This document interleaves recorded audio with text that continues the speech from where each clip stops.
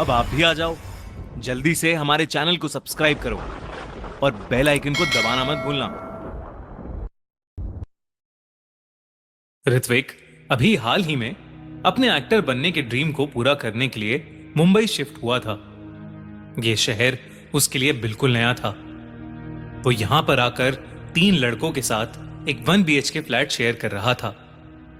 वो तीनों लड़के भी एक्टर बनना चाहते थे और वो भी कई सालों से मुंबई में ही रह रहे थे। उनके सामने ऋत्विक एक नौसिखिया था, इसलिए ऋत्विक को लगा था कि शायद वो लड़के उसे भी मुंबई में रहने के तौर तरीके सिखा देंगे।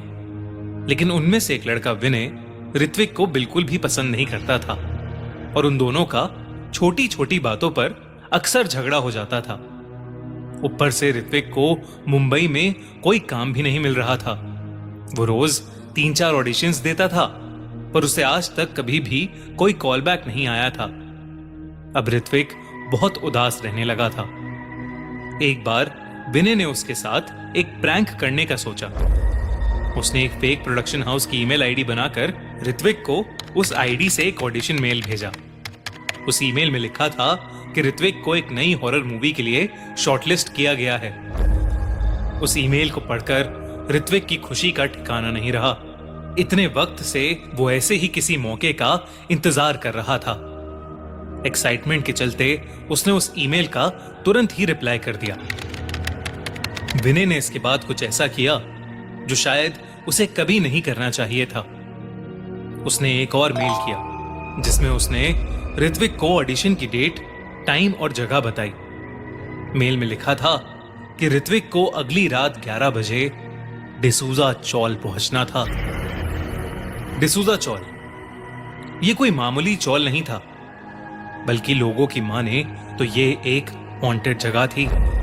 इस चौल में रहने वाली एक औरत की कुएं में गिरकर मौत हो गई थी और उसके बाद से उस चौल में भयानक चीजें होना शुरू हो गईं। पड़ोस में रहने वाले लोगों ने रात में बाहर निकलना छोड़ दिया था।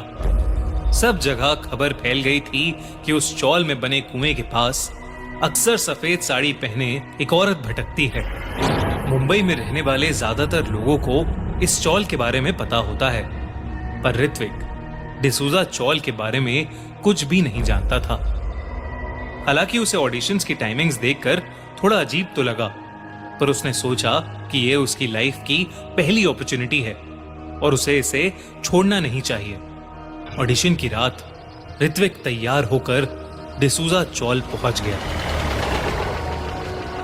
डिसूजा चौल के गेट के सामने आते ही उसे अचानक से ठंड लगने लगी और एक अजीब सी घुटन महसूस होने लगी। पर हैरानी की बात तो ये थी कि डिसूजा चौल बंद था।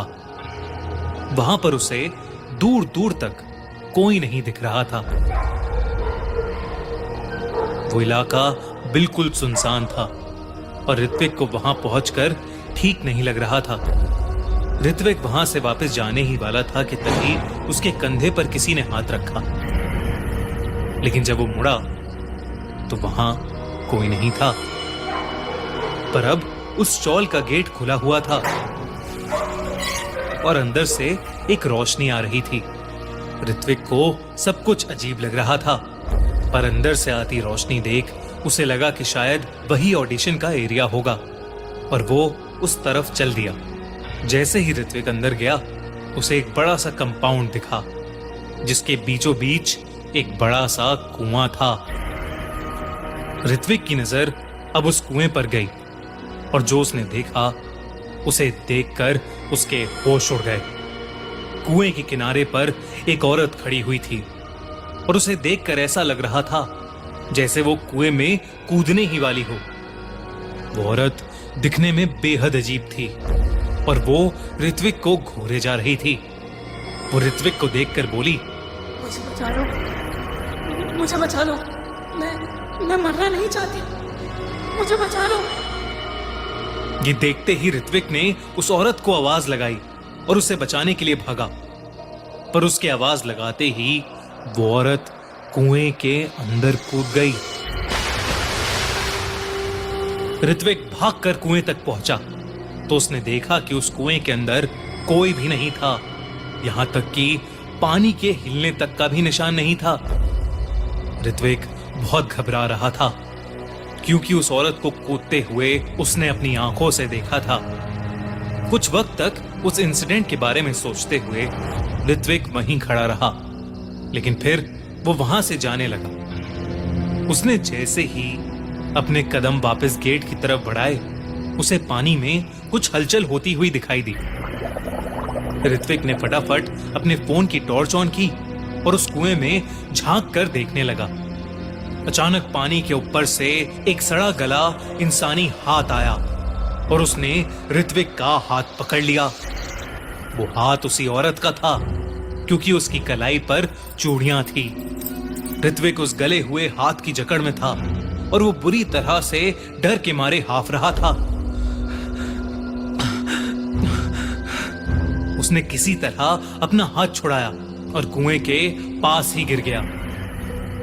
देखते ही देखते वो डूबती हुई औरत बिना किसी रस्सी के कुएं की दीवार से ऊपर चढ़ने लगी। उसका पूरा शरीर गला हुआ था और उसका चेहरा बहुत ही ज्यादा भयानक था। ऋत्विक के पैर वहीं जम गए।